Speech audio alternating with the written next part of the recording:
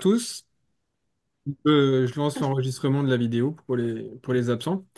Je vais vous parler un peu dans un premier temps de la structure d'un lac. Donc, certains savent ce que c'est, d'autres non. Donc, je vais essayer de remettre tout le monde égal là-dessus. Donc, un lac, c'est vraiment on peut considérer ça comme un immense organisme vivant qui a ses propres dynamiques, ses propres fonctionnements, on va dire même ses propres organes d'une certaine manière. Donc, c'est vraiment une grande étendue d'eau avec différentes zones. Donc là, vous voyez sur le petit dessin en bas, on voit qu'on a une zone littorale qui est vraiment une zone peu profonde où on va avoir les rayons du soleil qui frappent jusqu'au fond de l'eau. Et c'est dans cette zone littorale qu'on va avoir la grande majorité de la végétation aquatique et des plantes aquatiques qui s'y développent. Après, on va prendre le lac, mais là, on va faire comme des galettes là où on va avoir différentes zones. Donc on va avoir une zone qui est dite photique, qui ressemble à la zone littorale, où là la lumière peut pénétrer dans la colonne d'eau. Et la zone aphotique, où là la lumière ne pénètre plus dans la colonne d'eau, ce qui fait on va pas avoir d'organismes qui font de la photosynthèse, puisque les organismes qui font de la photosynthèse ont nécessairement besoin de lumière. Et ensuite, la zone benthique, qui est vraiment, on va dire, l'équivalent des abysses à l'échelle d'un lac. Ensuite, on peut aussi parler de stratification d'un lac, hein. La stratification d'un lac, c'est différentes couvertures, si vous voulez, qu'il y a dans la colonne d'eau d'un lac, où on peut la diviser en trois parties. L'épilimnion, le métalimnion et l'hypolimnion. Limnion, ça vient du grec, ça veut juste dire lac, là, dans le fond. Donc épilimnion, c'est vraiment la zone de surface du lac. Métalimnion, c'est l'entre-deux. Et l'hypolimnion, c'est vraiment la zone des abysses du lac. Donc ça, c'est pour structurer un peu l'organisme du lac. Mais cet organisme-là, il subit des changements. Donc là, vous voyez le schéma du bas. Ça s'appelle le brassage de la colonne d'eau. C'est qu'en fonction des températures, en fonction de différents paramètres chimiques et puis atmosphériques, on va avoir en fait ce qu'on appelle un brassage saisonnier d'un lac. C'est-à-dire qu'on va avoir des phases où au printemps, par exemple, on va avoir un apport en eau important avec la fonte des neiges. On va avoir une viscosité de l'eau et une température qui va arriver dans le lac et ça va brasser en fait. Vous allez avoir le vent aussi qui va souffler à la surface du lac et vous allez avoir un brassage. Pour schématiser la chose, c'est comme quand vous faites une vinaigrette. Vous prenez de l'huile, du vinaigre, vous shakez. C'est ça le brassage du lac, dans le fond. Et après, vous allez avoir des phases où vous allez avoir la stratification des lacs. Donc, c'est des phases qui se trouvent être en hiver et en été, généralement, où on va avoir là, justement, le lac qui va comme déphaser. Donc, votre huile va être à la surface, enfin, le vinaigre va être à la surface et l'huile va être dans le fond, et ça va stratifier votre lac. Donc, ça va vraiment être des zones différentes, des zones qui sont physiquement et chimiquement différentes en termes d'oxygène, de température. Donc maintenant qu'on a parlé un peu de comment fonctionne un lac, je vais vous expliquer un peu les données qu'on récolte nous dans le nord-est bas du Bas-Saint-Laurent sur les lacs. Donc il faut savoir que sur le territoire que Alexa nous a présenté tout à l'heure, on a à peu près 1800 lacs. Sur ces 1800 lacs, il y en a un peu plus de 70 qui sont avec une villégiature plus ou moins forte.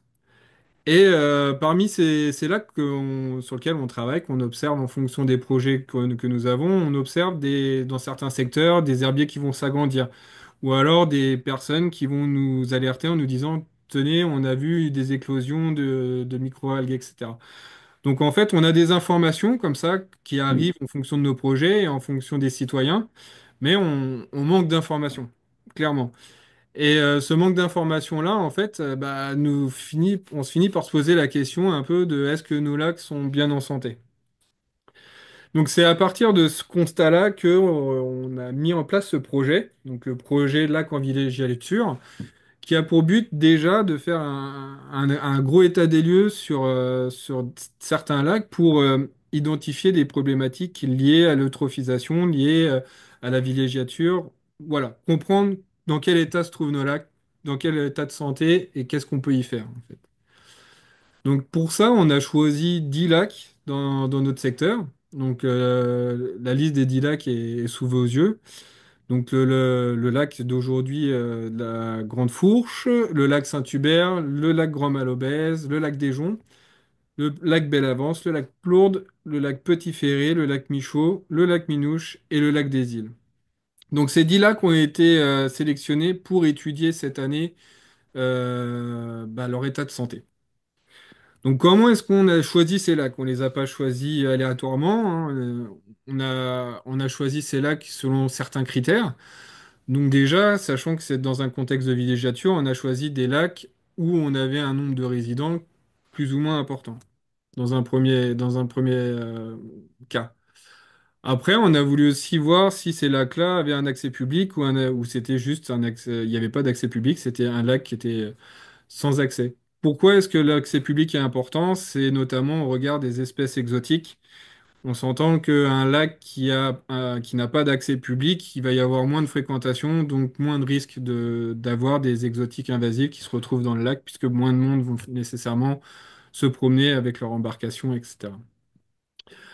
On a aussi pris en considération s'il y avait des observations de cyanobactéries et d'algues filamenteuses qui pourraient justifier en fait une eutrophisation du lac. Donc on a pris cette donnée en considération. Et on a aussi pris en considération le fait de nos suspicions, donc du dire d'experts, de savoir si le lac, on sent qu'il va avoir une problématique d'enrichissement en nutriments dedans. Donc avec ces critères-là, on a choisi cette liste de 10 lacs pour cette étude. Donc je vous ai dit un mot là qui est l'eutrophisation. Donc certains savent très bien, d'autres non. Donc encore une fois, on va remettre tout le monde égal. Qu'est-ce que l'eutrophisation? L'eutrophisation, de but en blanc, ça veut dire véritable nourriture. Ça veut dire que c'est de l'apport de nourriture dans un lac. Donc c'est un processus qui est à l'origine naturel. C'est un processus qu'on retrouve, qui fait partie de la vie d'un lac. C'est un apport de nutriments qui va se faire sur une durée de plusieurs centaines d'années, qui est inévitable, hein. Il y a toujours de la matière organique qui va finir par se retrouver dans un lac. Et cette eutrophisation-là, quand elle n'est pas naturelle, on dit qu'elle va être d'origine anthropique, donc liée aux activités de l'homme. Et la différence entre le phénomène naturel et le phénomène lié à l'activité humaine, c'est que la durée de cette eutrophisation, elle est drastiquement diminuée avec l'activité anthropique. C'est-à-dire qu'au lieu d'un lac, au lieu de s'eutrophiser sur des centaines, voire milliers d'années, il va se faire en une dizaine d'années, centaines d'années maximum, à cause de l'activité anthropique qui va être à l'origine d'apports en nutriments importants dans le lac. Donc là, je vous ai mis une petite série de cuvettes. On va dire que la cuvette, c'est un lac. Et si on prend la première cuvette, on a un lac avec de l'eau. De l'eau dedans et la lumière qui traverse cette eau. On va rajouter dedans des nutriments. Les nutriments principaux qu'on utilise pour ça, ça va être de l'azote et du phosphore. Les éléments qu'on retrouve dans la nature et dans l'activité anthropique. En mettant ces nutriments, on va permettre à la, on va dire à la vie qu'il y a dans le lac de se multiplier. Et ça va créer une prolifération au niveau des algues, des microalgues, et en fait on va dire des organismes photosynthétiques. Donc ils vont consommer ces nutriments-là, et en consommant ces nutriments-là, en fait, ils vont aussi synthétiser leurs propres protéines, etc., avec la lumière, et ils vont se multiplier. Mais à un moment donné, c'est que plus ils vont se multiplier, plus il y a de monde dans le bocal, et puis moins la lumière passe. Et moins la lumière passe, plus ces organismes photosynthétiques vont réussir à se multiplier. Donc à un moment donné, on va arriver à avoir cette matière végétale qui va finir par mourir. La mort de cette matière végétale, donc là on va arriver sur le troisième petit bassin, va créer de la nourriture pour les bactéries. Les bactéries vont utiliser en fait cette matière végétale morte pour se nourrir et va la décomposer. Mais en utilisant cette matière végétale morte, ils vont utiliser de l'oxygène. Et cette consommation d'oxygène va petit à petit diminuer la concentration en oxygène du plan d'eau. Donc là, on se retrouve avec un phénomène qui a un effet boule de neige en fait. On va avoir de plus en plus d'algues, une consommation de ces algues mortes par les bactéries, moins de lumière, moins d'oxygène. Donc là, on commence à arriver dans un processus qui s'emballe et on arrive à un moment donné où bah, les bactéries meurent parce qu'il n'y a plus d'oxygène, les végétaux meurent parce que il n'y a plus de lumière, Et là, on se retrouve dans le dernier petit bassin où on va avoir en fait la production de composés réducteurs, c'est-à-dire vous avez tous déjà fait, enfant ou même encore maintenant, ou même, même en allant pêcher, de planter à un moment donné un bâton dans le fond de l'eau et de taper dans de la vase et voir des bulles qui remontent. Ces bulles sont typiquement, en fait, bah, c'est du méthane, hein, c'est du gaz, qui est un résultat de décomposition de matière organique par les bactéries qui finit par créer ce gaz au fond de l'eau. Donc quand on arrive dans un état d'eutrophisation très avancé, on va avoir cette vase avec ces composés réducteurs qui sont présents au fond de l'eau. Et là, on est dans un système où le lac est sans vie, en fait. Donc concrètement, comment est-ce qu'on peut voir des signes d'eutrophisation? Donc il y en a plusieurs. Là, je vais vous en citer quelques-uns qui sont assez parlants et que tout le monde a déjà vu si on se promène sur des lacs ou des rivières. Donc on a premièrement des algues filamenteuses, hein. Donc c'est encore une fois, c'est des organismes qui ont toujours existé, qui sont naturels, mais c'est toujours leur prolifération, c'est toujours rattaché à une trop forte quantité de nutriments. Donc les deux nutriments à retenir, c'est le phosphore et l'azote. Donc quand vous avez trop de nutriments, vous avez ces algues filamenteuses qui vont vraiment proliférer et faire des gros patchs en fait sur les plans d'eau. Donc pas dangereux, c'est pas toxique, c'est juste un, un organisme qui se développe en fonction des opportunités nutritives qui se trouvent dans son milieu. Ensuite, on a ce qu'on appelle les algues bleu-vert, autrement dit les cyanobactéries. Donc encore une fois, c'est pas une espèce exotique envahissante ou quoi que ce soit, hein. C'est quelque chose qu'on a partout au monde, hein. C'est un organisme vivant qui se retrouve naturellement dans les plans d'eau, mais qui, lui, on l'appelle l'algue bleu-vert ou cyanobactérie parce qu'en fait, c'est pas un animal, c'est pas un végétal, il est entre les deux. C'est un organisme qui est on va dire, c'est une bactérie qui est capable de faire de la photosynthèse, si vous voulez. Donc là, si vous regardez les images du bas, on voit là sur la photo qui est complètement à droite, même si l'eau elle est claire, on voit des petites particules en suspension, hein. Ça fait comme des microbilles, là, des tout petites cellules qui sont des cyanobactéries. Donc on peut en avoir comme ça dans la colonne d'eau qui sont présentes, sans pour autant que ça soit dangereux. Par contre, quand on est dans un environnement où il y a énormément de nutriments, bah là, pour ces organismes-là, c'est un peu l'IGA du coin, quoi. C'est qu'ils vont se jeter sur cette nourriture-là et créer ce qu'on appelle des blooms. Les blooms, c'est une énorme prolifération de ces organismes-là dans des conditions qui sont optimales pour elles, c'est-à-dire beaucoup de nutriments, une température assez élevée, une turbidité qui est au départ pas forcément importante, mais qui va le devenir avec leur prolifération, et une eau relativement peu brassée. Et une fois que vous avez ce bloom-là, après, il peut y avoir du brassage, il peut y avoir tout ce que vous voulez, bah, la population est déjà là, est déjà établie.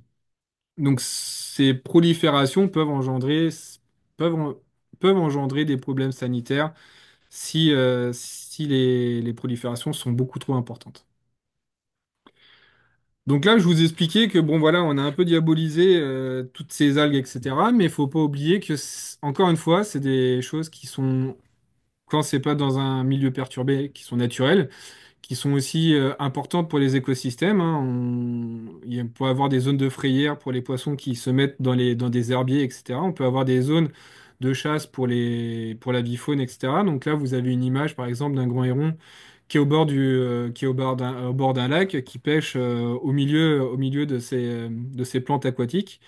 On peut avoir des herbiers de potamo, etc., qui sont quand elles ne recouvrent pas la totalité d'un lac, quand elles sont vraiment sur la zone littorale que je vous ai présentée au début avec le petit dessin du lac, là, bah, quelque chose de tout à fait naturel et justement qui donne aussi une qualité de l'eau du lac.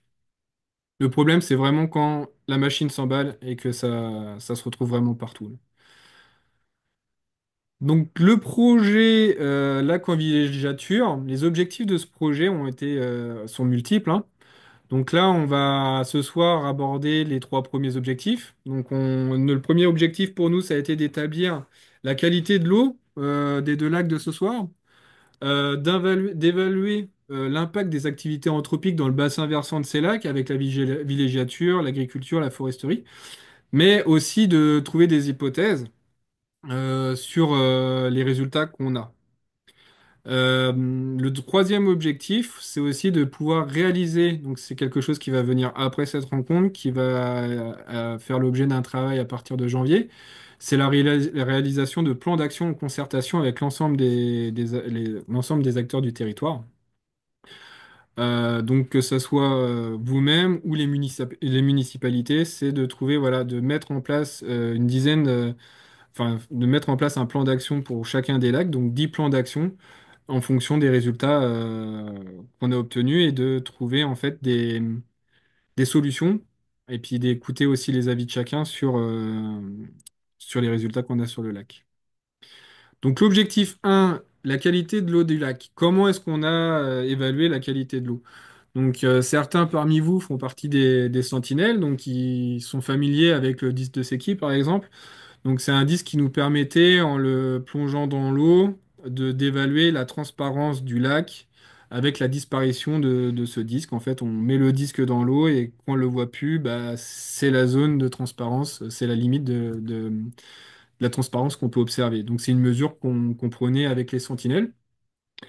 On faisait aussi un profil de température et d'oxygène. Donc là, tout simplement, on utilisait une sonde paramétrique que vous avez en photo en bas à droite. Cette sonde qu'on a équipée de différents capteurs qu'on faisait descendre dans notre colonne d'eau. La colonne d'eau, pour rappel, c'est vraiment, quand je parlerai de colonne d'eau, c'est vraiment de la surface jusqu'au substrat. Donc on laissait descendre jusqu'au sol, dans le fond.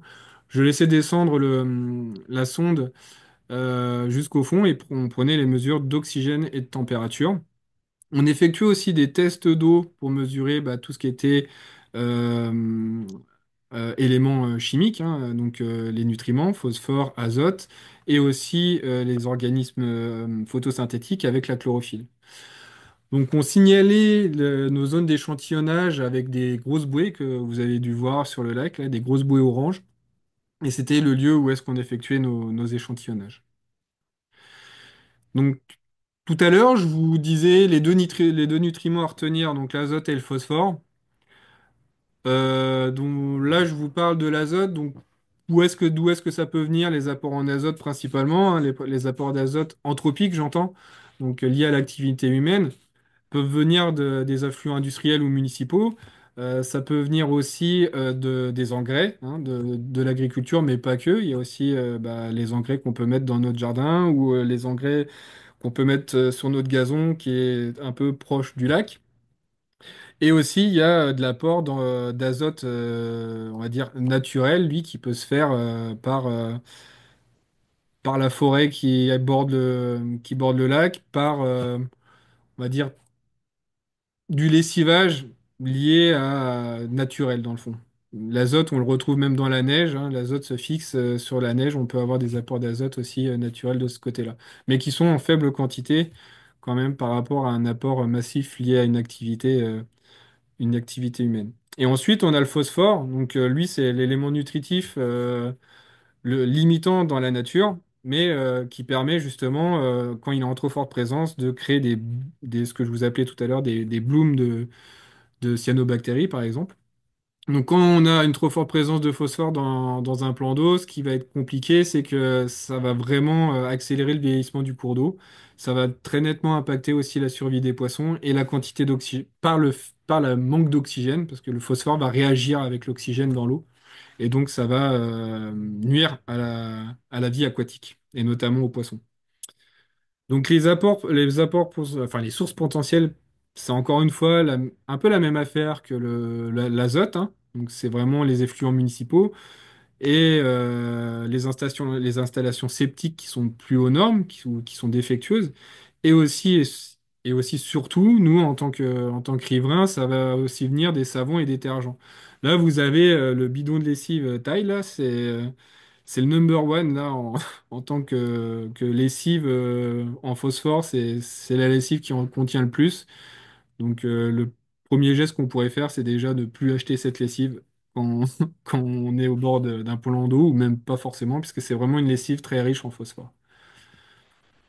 L'objectif numéro 2, ça a été pour nous d'évaluer la bande riveraine et l'occupation du sol, parce que c'est bien de regarder un organisme et de savoir dans quel état il se trouve, mais faut aussi connaître un peu ce qu'il a autour.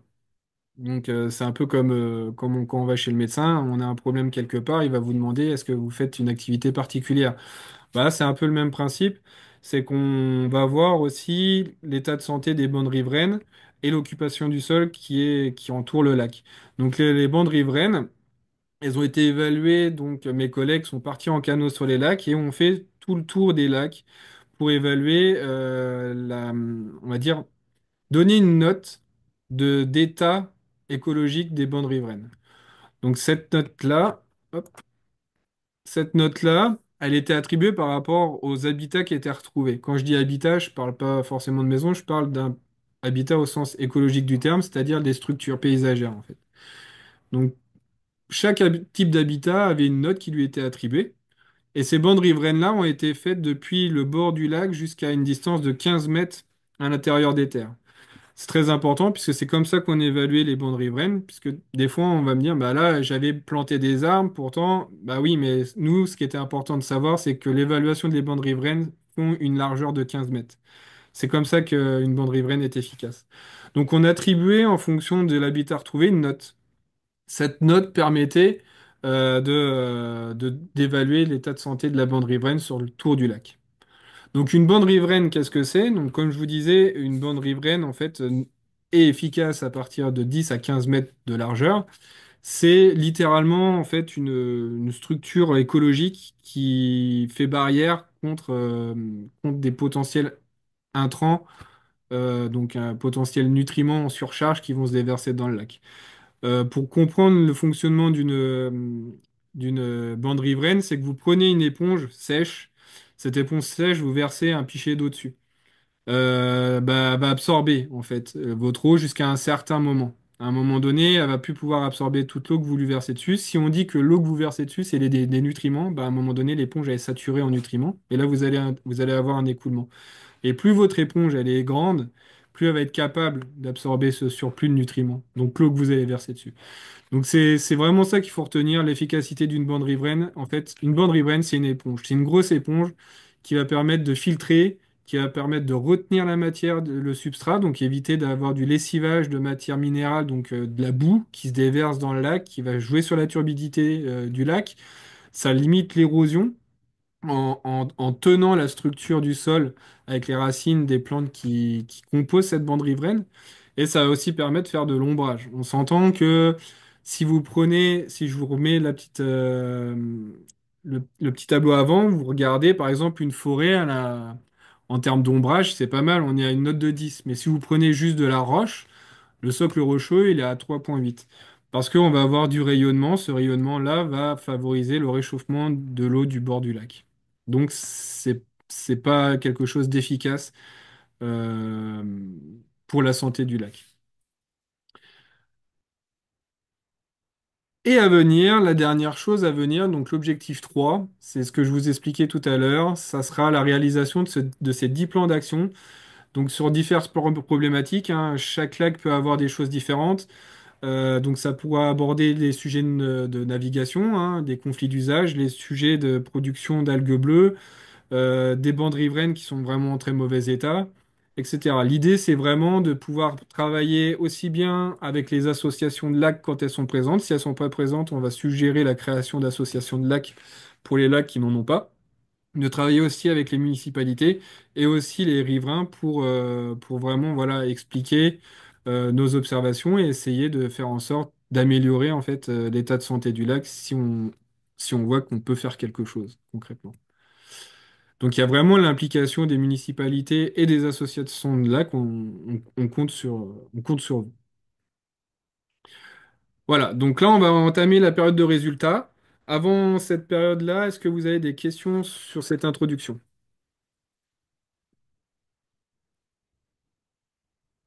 On passe au résultat alors. Là, je pense que tout le monde attend. Donc, on va commencer par le Grand Lac Malobèze. Voilà. Alors là, c'est les trois périodes de résultats que nous avons, enfin les trois. on va dire, 3 journées d'échantillonnage qu'on a fait. Donc là, ce que vous avez sous les yeux, c'est 3 graphiques qui partent de la surface du lac jusqu'au fond du lac. Donc tous les 1 mètre, on a pris une mesure. Là, ce que vous avez sous les yeux, c'est les mesures d'oxygène et de température. Donc on appelle ça un profil de lac. Donc si on prend le jour du 8 mai, donc au premier passage, on était sur une période de brassage. On le voit tout simplement parce que la température et l'oxygène présent dans le lac, il est uniforme de la surface au fond. Et si vous vous rappelez au tout début ce que je vous parlais au niveau de la stratification et du brassage, bah là en fait vous avez mélangé votre huile et votre vinaigre. Dans le fond, vous avez vraiment la même consistance de votre eau à la surface et au fond. L'oxygène et la température est la même. Si on regarde maintenant à notre passage du 12 septembre, là on voit qu'il se passe quelque chose. Le lac est encore en brassage. Parce qu'on voit que la température à la surface et la température au fond du lac, elle est la même. Donc on est toujours en période de brassage, à cause des vents dominants qui aident tranquillement à remuer l'eau, mais de façon paisible, j'ai envie de dire. Par contre, on observe ça. Là, ce qu'on observe, c'est qu'on a une très très forte diminution de l'oxygène à partir de 2 mètres, jusqu'à donc à la moitié du lac, jusqu'au fond du lac. On a vraiment une chute d'oxygène. Et là, en fait, là déjà, c'est quelque chose qui est pas terrible parce que ça signifie qu'en fait, on a une surproduction organique dans cette zone du lac liée liée à potentiellement un surplus de nutriments. Et cette surproduction dans le lac consomme toute l'oxygène du lac. Donc là, en fait, vous avez un lac qui, à partir de 2 mètres jusqu'au fond, a une chute d'oxygène importante. Et quand il n'y a plus d'oxygène, bah, tous les organismes qui ont besoin de l'oxygène pour vivre bah, ne peuvent plus vivre dans cette zone-là.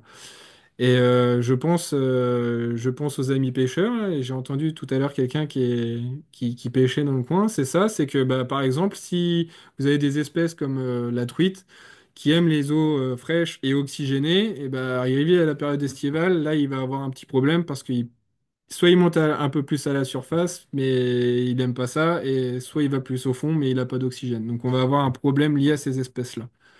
Donc là, c'est vraiment quelque chose qui doit alerter, c'est ce qu'on appelle une anoxie. Donc il n'y a plus d'oxygène à arriver à une certaine profondeur dans le lac. Et enfin, la période automnale du 18 octobre, où là, on retombe dans une période où le lac se remet en brassage et on revoit ces deux droites, où on revoit la température qui est uniforme du début de la surface au fond du lac et l'oxygène. Donc le lac arrive à se réoxygéner avec le brassage, chose qu'il n'arrivait pas à faire pendant l'été, puisque là, on était sur des températures qui étaient beaucoup plus hautes et on avait aussi une production organique intense. Donc, vous voyez, le simple fait que la température rentre dans le système, on voit déjà qu'il y a un impact avec la production organique. Donc, après avoir fait ce constat avec l'oxygène et puis la température, on a mesuré en fait les nutriments. Donc, on a fait ces échantillonnages d'eau pour, hop, pour mesurer la quantité de nutriments présents dans le lac. Là, ce que vous avez sous les yeux, c'est qu'on va voir qu'en azote, par exemple, on commence à être sur du vert foncé. Plus vous allez aller sur du vert foncé et plus ça va indiquer un état d'eutrophisation important. Donc pour le 8 mai, le 12 septembre et le 18 octobre, pardon, le résultat nous montre que notre lac, il est à tendance eutrophe, voire hyper-eutrophe. Donc vous regardez le petit dessin en bas, on se retrouve entre les deux, là, complètement à droite. Donc entre un lac qui a un enrichissement important en nutriments et un lac qui est saturé en nutriments, avec le développement bactérien et algal, qui signifie que bah, il y a une certaine mort du lac, dans le fond. Donc c'est ça le constat qu'on peut avoir là avec ces 3 périodes d'échantillonnage pour ce lac-là. Euh, Élément positif, malgré tout, c'est que on a aussi cherché à détecter de la moule zébrée, donc une espèce exotique invasive dans les lacs de nos régions. Aucune larve n'a été trouvée en 2024. L'autre point positif, c'est l'analyse des coliformes fécaux. Pourquoi là, on analyse les coliformes fécaux? Tout simplement parce qu'il y a une problématique de santé publique, hein. Si on retrouve des eaux avec une trop forte charge de coliformes fécaux, c'est impropre aux activités nautiques et il y a un risque sanitaire. Les coliformes fécaux, hein, c'est des sels dans le fond. Donc cette analyse-là a prouvé qu'on n'avait qu'une unité de coliformes fécaux au 100 millilitres, donc ce qui signifie que tous les usages récréatifs sont permis dans le Grand Lac Malobèze au regard de cette mesure-là. Ensuite, on a fait une petite analyse de transparence. Donc je vous disais que la transparence est aussi un indicateur d'eutrophisation du milieu. Donc là, je remercie vraiment les participants Sentinelle du Lac qui nous ont transmis leurs données, qui ont permis de faire un profil de transparence. Donc là, ce qu'on voit, c'est que sur 4 relevés faits par les Sentinelles et 3 de notre bord, on a une moyenne de transparence d'à peu près 1 mètre. C'est pas énorme. C'est aussi un critère où on se rend compte qu'au-delà d'1 mètre, en fait, on ne voit plus le fond du lac, on voit plus rien. Donc ça dénote une charge de nutriments ou une charge minérale importante dans l'eau. Pour la partie de l'occupation du sol du bassin versant du Grand Malobès, donc on a en cartographie, on a un peu délimité les différents types d'activités qu'il pouvait y avoir dans le bassin versant du Grand Lac Malobès. Et on vous présente cette carte aujourd'hui où on voit en fait les différentes classes d'utilisation du territoire. Donc on voit qu'on a 43,33% là, d'occupation qui est liée à la foresterie et on en a quasiment autant, 37,68 lié à l'agriculture par exemple. Mais voilà, cette agriculture-là, si on la voit par rapport au lac, on voit qu'elle est vraiment très très rattachée sur la face nord du lac. Et cette zone est aussi très très pentue. Donc on suspecte un lessivage important du milieu agricole qui se déverse dans le grand lac Malobèze avec cette activité agricole, plus une forte pente. La pente va favoriser le lessivage de matières minérales et peut être une cause d'apport important en nutriments. Donc là, c'est une autre carte, mais celle-ci beaucoup plus ancienne, hein, elle date de 2006, mais c'est pour montrer que l'occupation du sol n'a pas énormément changé. On voit toujours la forte présence agricole sur le nord du lac, avec cette zone de forte pente que je vous disais tout à l'heure. Ensuite, là, je vous présente le résultat de l'indicateur des bandes riveraines, donc l'état de santé des bandes riveraines autour de votre lac. C'est plutôt bon. On voit quand même qu'on a 71% des bandes riveraines autour du lac qui sont actives, hein, qui remplissent leur rôle écologique. Mais ça suffit pas. Ça suffit pas. On voit quand même que là où est-ce qu'on a de la villégiature ou là où est-ce qu'on a des entrées de route, on voit quand même des zones où les bandes riveraines sont fortement impactées. Hein, on regarde sur la face, surtout la zone sud du lac, la face, on va dire, sud-est. On voit tous les entrées de chemin, les zones où on voit les bandes riveraines qui sont quand même très impactées. Donc où là, on a vraiment des trous hein, dans cette éponge, des trous beaucoup trop gros et c'est des zones aussi qui favorisent l'arrivée d'intrants, donc de nutriments dans le lac. Donc, petit bilan de ça, hein, on se rend compte que, on a 27% de la totalité des bandes riveraines du lac qui sont très artificialisées ou totalement artificialisées, ce qui veut dire que ces bandes riveraines n'assurent absolument plus leur rôle écologique. On voit aussi que bah, le lac présente des résultats où on va avoir une eutrophisation, hein, on est sur du eutrophe, hypereutrophe, où on va avoir l'arrivée d'azote notamment importante dans le lac.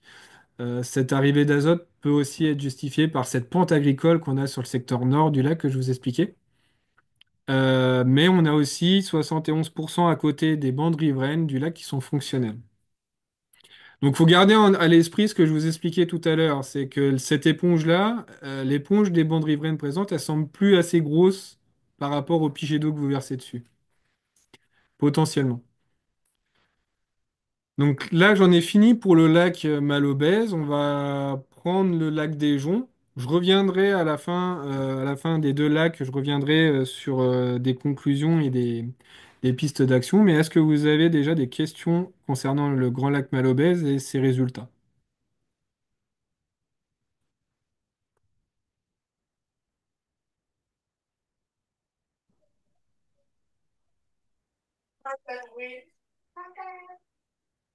Allez-y. Julien, juste pour te dire, il y a quelqu'un qui a indiqué que dans ta diapositive là, que c'était le lac Claude qui était indiqué, mais Ah c'est bien, oui, ce sont bien les résultats du Grand Lac Malobès. C'est juste une petite erreur de notre part. c'est une erreur de ma part, excusez-moi, oui. Il n'y a pas de problème. Non, il n'y a pas d'autres questions dans le chat. Mais j'ai vu deux personnes lever la main, là. Non? Ok. Donc je vais vous présenter maintenant les résultats pour le lac des Joncs. Donc comme tout à l'heure, on a les trois dates de passage pour le lac des Joncs. On observe là, à premier coup par rapport à ce que vous avez vu tout à l'heure, c'est que c'est assez similaire, hein. On est sur un lac aussi qui a une orientation avec les vents qui fait qu'il va avoir un brassage continu, que ce soit au printemps, à l'été ou à l'automne. Donc on est vraiment sur une dynamique identique en termes de brassage du lac, avec une température et une oxygénation stable de la surface jusqu'au fond. On est sur un lac qui est plus profond aussi, hein. On atteint les 6-7 mètres en fonction des saisons.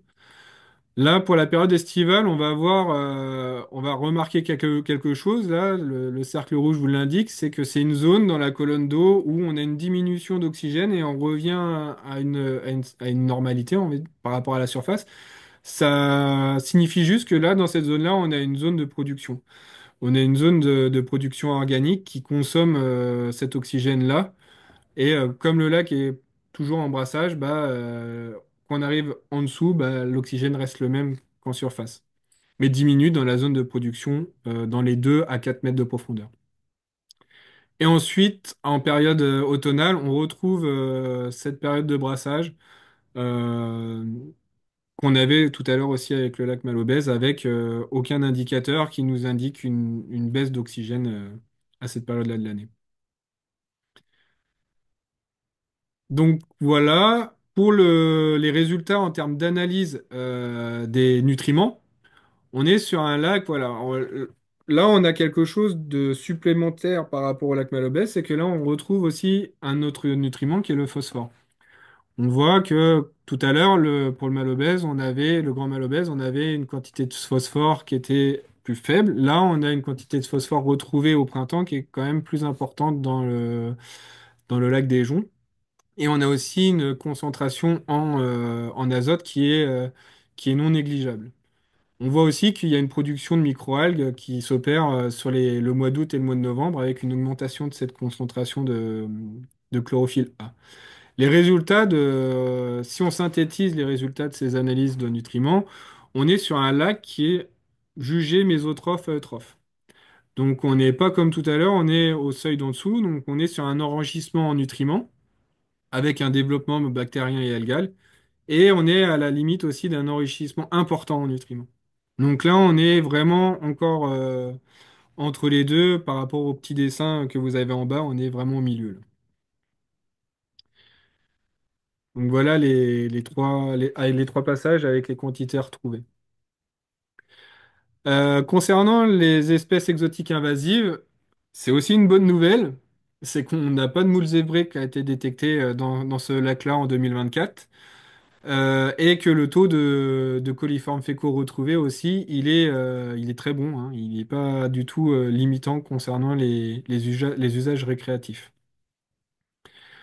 Encore merci aussi aux sentinelles pour la transparence relevée dans ce lac. Donc on se rend compte qu'on a une transparence qui est un peu plus élevée que sur le lac de tout à l'heure. On est à 2,75 m de transparence avec trois relevés faits par notre équipe et trois relevés par les sentinelles. Au niveau de l'occupation du sol, donc là c'est intéressant parce ils sont vraiment pas loin et on voit que l'occupation du sol autour de ce lac-là est bien différente de celui du Grand Lac Malobèze. On voit qu'on est quand même sur une occupation du sol qui est à 70% forestière et on a très peu d'agricole. On a 0,52% d'agricole. On a aussi énormément de zones humides.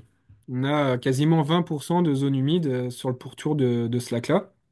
Et on voit aussi un bon patch, le bon patch, le petit patch enfin, la villégiature qu'on voit en mauve, là, qui est au sud du lac des Joncs et un peu au nord. Je vous représente aussi, comme tout à l'heure, une carte d'occupation des sols, mais qui est plus ancienne, pour aussi vous présenter que cette occupation du sol, elle a peu évolué entre 2006 et maintenant. On est quand même encore principalement sur du forestier et les zones humides sur ce lac-là.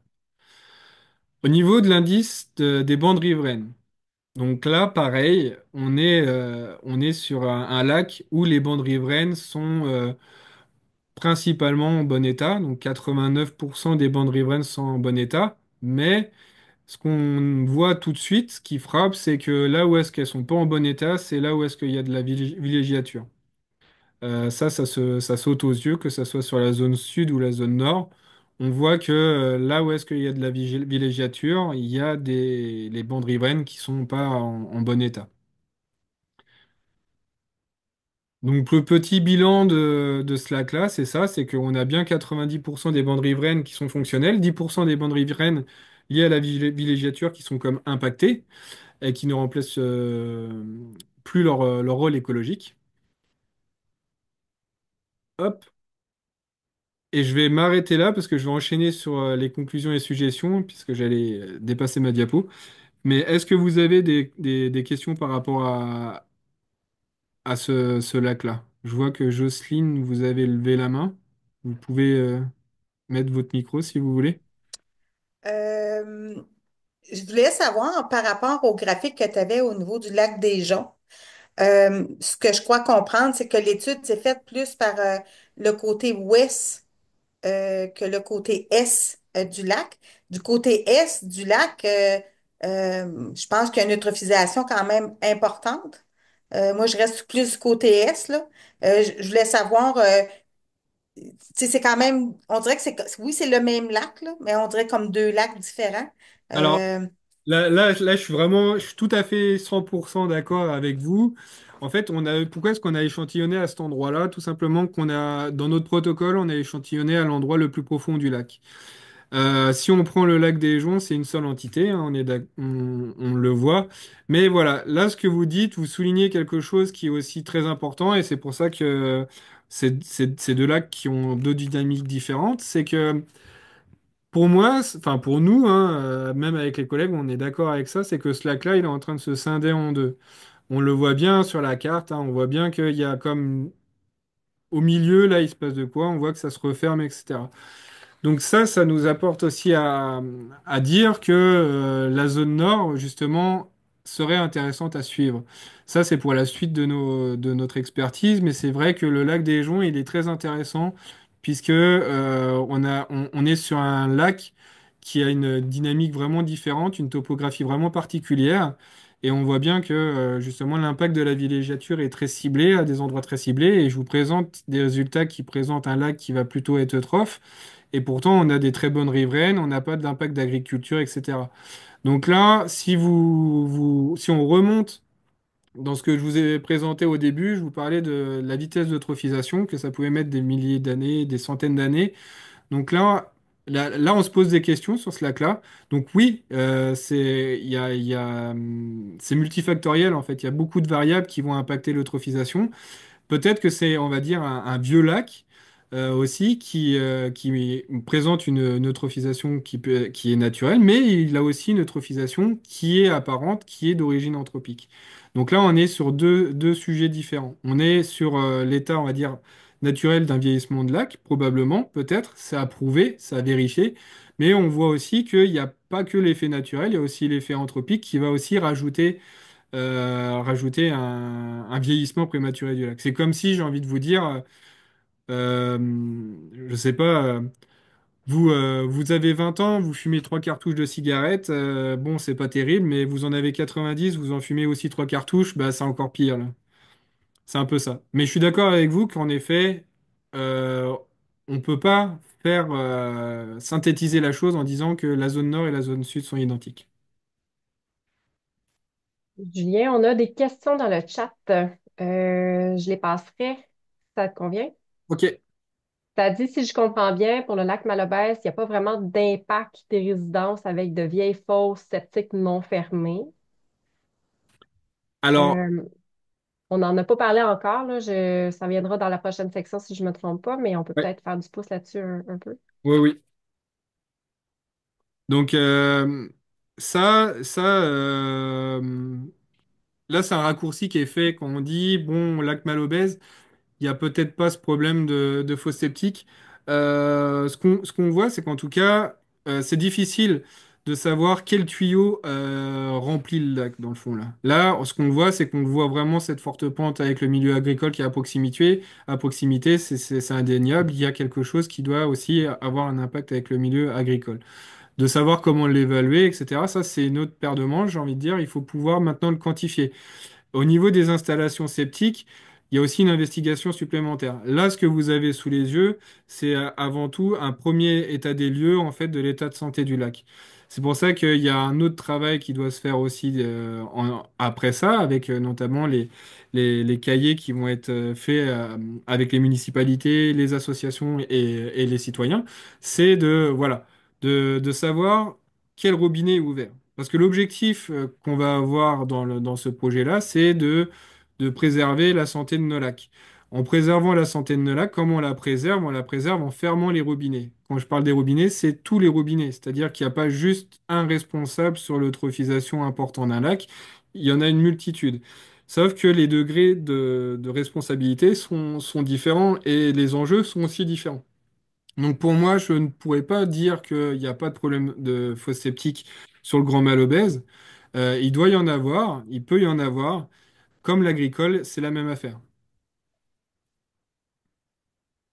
Parfait. De toute façon, si je ne me trompe pas, il y a une diapositive Oui, plus oui. tard, puis on parle de l'impact des installations septiques de façon générale sur les plans d'eau.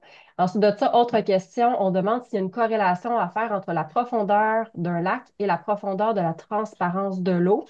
L'interrogation, c'était vraiment de savoir si c'est équivalent comme situation entre les deux lacs, donc le lac des Joncs et le lac des Joncs qui est plus profond finalement, et le lac Malobès.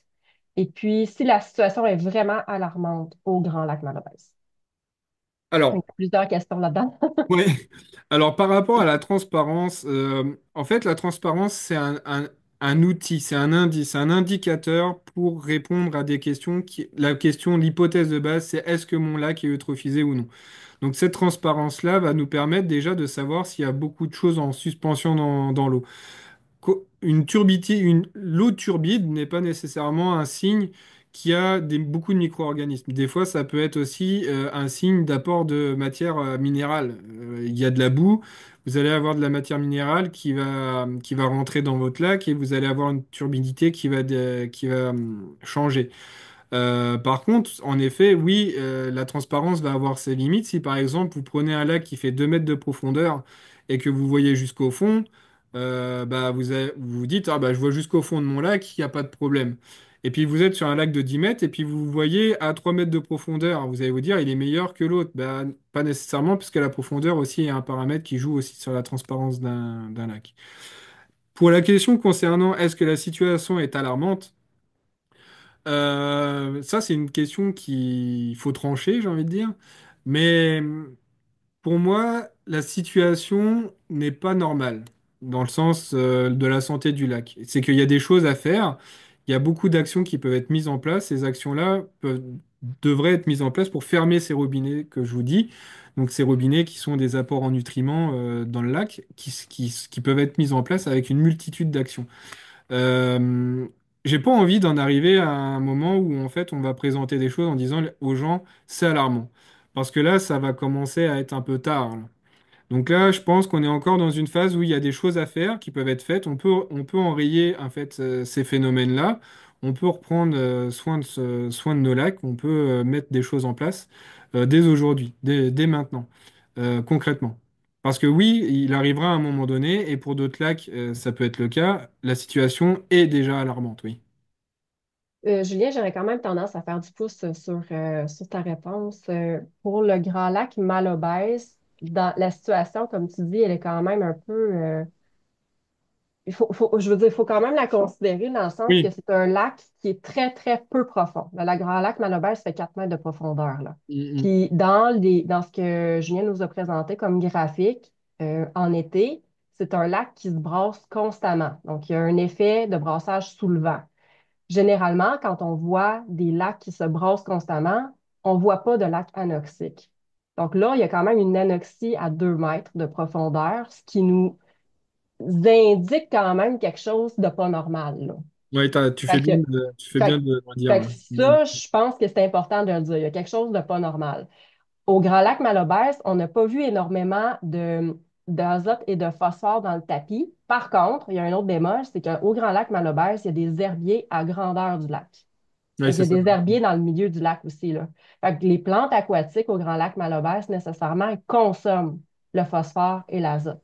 Fait que c'est peut-être pour ça qu'on n'a pas nécessairement vu ces nutriments en grande quantité-là. Donc ça, je voulais juste le dire, dans le fond. Entre les deux, les différents paramètres nous indiquent, comme Julien l'a montré, dans le fond, qu'au Grand Lac Malobès, on est plus dans la catégorie eutrophe.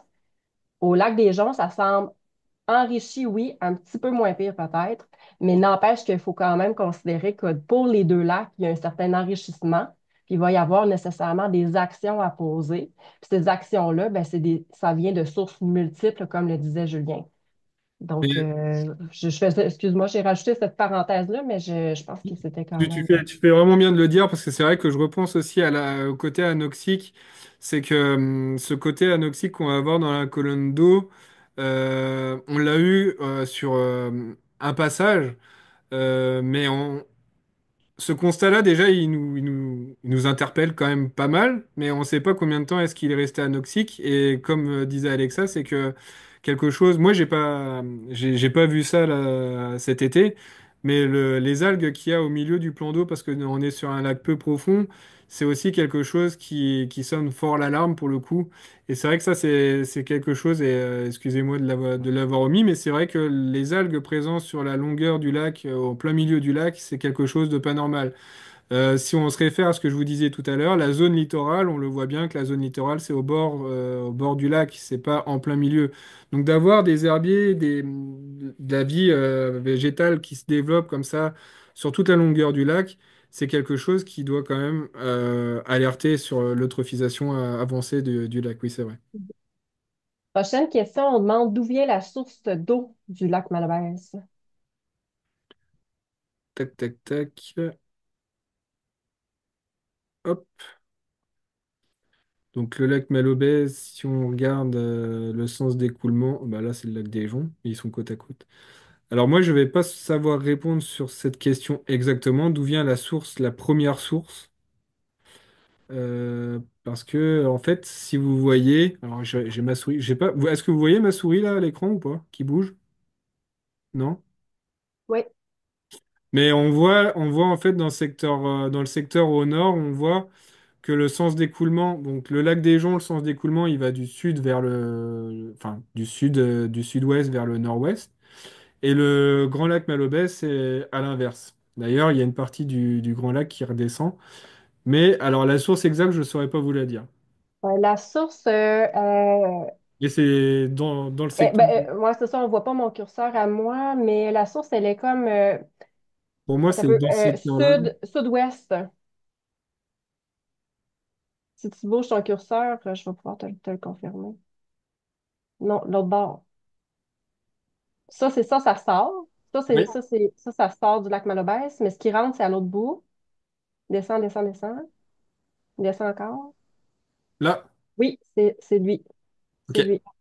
Exactement. Fait que ça passe un petit peu en milieu agricole, mais il y a quand même aussi beaucoup de milieux humides. Bah, Puis ça, une grosse zone agricole, puis après, ouais, tu as la zone milieu mille. ouais, fait que ça, avant que la question nous soit posée, on n'a pas échantillonné au niveau de ce tributaire-là. Ouais. dans le cadre de cette étude-là. Fait qu'on ne sait pas ce qui rentre dans le lac exactement. On a une question de Julie Vielle. Julie, oui. On ne vous entend pas. Probablement votre micro est fermé.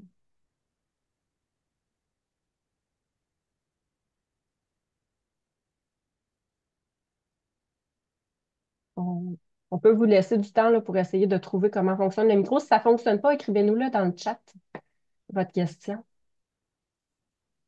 Pendant ce temps-là, je vais quand même poser une autre question. On demande, est-ce qu'une bande riveraine doit être supérieure à 15 mètres dans les zones de forte pente? Alors, ça, c'est les 15 mètres que j'expliquais tout à l'heure. Les 15 mètres, c'est pour que ce soit efficace sur terrain plat. Évidemment que sur les fortes pentes, les bandes riveraines doivent être beaucoup plus importantes. Et cette information-là, en fait, elle est proportionnelle à la pente. Donc, je pourrais pas donner une réponse exacte pour ça, mais c'est sûr qu'une bande riveraine de 15 mètres sur terrain plat, ça fonctionne. Sur une forte pente, ça sera moins efficace. Donc, c'est sûr qu'il va falloir faire un travail de savoir un peu la pente, un travail topographique pour savoir, là on a une pente de tant de degrés, etc. Donc de calculer proportionnellement une bande riveraine qui soit capable d'absorber cette forte pente, enfin cet apport important. Mais aussi, ça va aussi dépendre du sous-sol. C'est que les fortes pentes, ça dépend aussi de la vitesse d'infiltration dans le sol, etc. Donc oui, en effet, la bande riveraine de 15 mètres n'est pas suffisante quand on a une forte pente, oui. Ensuite de ça, on va revenir à Julie Biel. Je pense que Je ne sais pas si elle a réussi à poser sa question. avez-vous réussi? Ah, attendez un petit peu. Mon Dieu, il y a des questions, hein? OK. Ils sont toutes dans le chat. Attends un petit peu. J'ai une autre question de bord. C'est écrit. Est-ce que l'impact de l'agriculture à l'air fort, comment virer ça de bord? Comment virer ça de bord? Ouais. Bah, en fait, ce qu'il faut voir, c'est que comment est-ce qu'on peut limiter l'impact de l'agricole dans cette zone-là? On a vu, on parle des bandes riveraines. Tiens, il y a quelqu'un qui a parlé, les bandes riveraines en forte pente sont plus suffisantes. Est-ce qu'il ne faut pas les augmenter? Est-ce qu'on peut faire un travail pour augmenter ces zones de bandes riveraines-là dans ce secteur-là? Est-ce qu'on peut faire un travail aussi avec l'agriculteur ou les exploitants, savoir quand est-ce qu'ils amendent, à quelle période, quelle quantité, qu'est-ce qu'on peut faire avec eux pour travailler là-dessus. Mais voilà, c'est que c'est un travail où chaque structure paysagère et chaque activité a un rôle pour le diminuer. Donc c'est vrai que l'agricole peut être comme pointé du doigt avec sa forte pente, etc. Mais il n'y a pas que ce problème-là, loin de là. Et c'est un tout. Il faut vraiment essayer de comprendre ça comme un tout. Et chaque action va fermer un peu plus les robinets, là. Et l'objectif, ça va vraiment être de faire ce travail-là aussi avec l'agriculture pour faire une expertise, hein, investiguer là-dessus, pour savoir, par exemple, quand est-ce qu'il amende, à quelle période, quel est son type d'amendement, est-ce que c'est du fumier, est-ce que c'est autre chose, pour voir ce qu'on peut faire pour limiter ça. J'aurais Avec le tendance. Ouais. J'aurais tendance aussi à faire du pouce là-dessus parce que le Grand Lac Malobès se trouve dans le bassin versant de la rivière du Sud-Ouest. Mm, Le bassin versant de la rivière du Sud-Ouest a déjà une démarche collective en milieu agricole aussi pour s'assurer d'une certaine qualité de l'eau aussi. Puis il y a beaucoup de clubs conseils, etc., qui travaillent déjà aussi avec les producteurs pour ça, pour couvrir les sols. Fait que, tu sais, il y a déjà des modes solutions aussi, là. mm, Fait que ce que Julien dit, puis moi, je tiens à ramener ce message-là, c'est que quand on voit un enrichissement dans un lac, c'est multisource, là. Fait que, oui, il y a l'agriculture au nord du lac, mais il y a aussi la végétature. Et la végétature est à considérer vraiment, là. Tu sais, on parlait des bandes riveraines avec que c'est comme une éponge, mais là où on a vu de la végétature, les bandes riveraines ne remplissent pas leur rôle. Tantôt, plus tard dans la présentation, on parlera aussi des installations septiques, de l'importance de ce qu'elles soient aux normes. Les installations septiques, elles sont faites pour garder les coliformes fécaux. Donc, elles sont conçues pour ça, mais elles laissent passer du phosphore et de l'azote vers les lacs. Donc, Ouais, elles sont plus aux normes, tout- hein. C'est ça. Fait que c'est important vraiment de regarder, de se regarder de nous-mêmes Hum, aussi, puis hum. de se dire qu'est-ce qu'on peut changer aussi à chacune des échelles, dans le fond. Fait que ça, je veux juste comme remettre Ouais. ce petit Pour, bémol-là. Je trouve que c'est important de le garder en tête aussi. pour le schématiser de façon simple, c'est comme si, mettons, on dit l'agriculture pose un problème, c'est des intrants, etc. On fait quelque chose.